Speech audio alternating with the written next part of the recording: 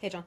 I wanted to follow up on the Trump administration's rejection of a Russian proposal on non-interference in each other's internal affairs.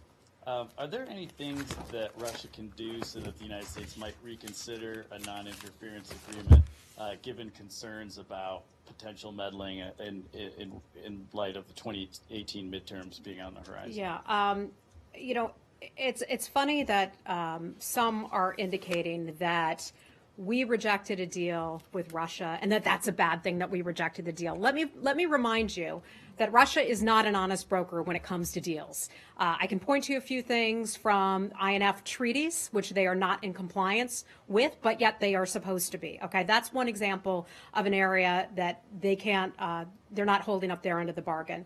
Minsk, that's another area.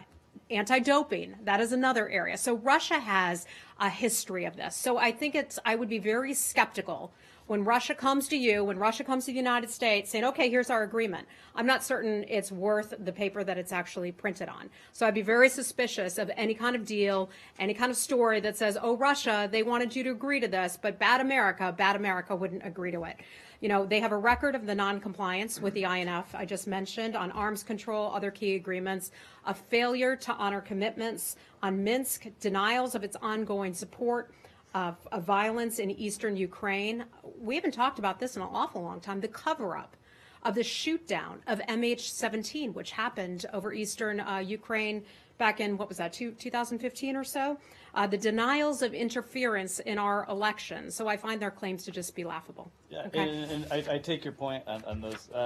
It sounds like, given that rundown, that there is quite a low level of trust, and we probably shouldn't expect an array of new sort of agreements between the U.S. and Russia. Is that right? I'm not going to forecast any potential agreements, but I'm just saying on that one matter that you asked me about, I think we'd be pretty suspicious about signing anything. Okay. Congratulate you early on your Bad America soundbite, which will be probably very popular in certain parts of the world. It might be.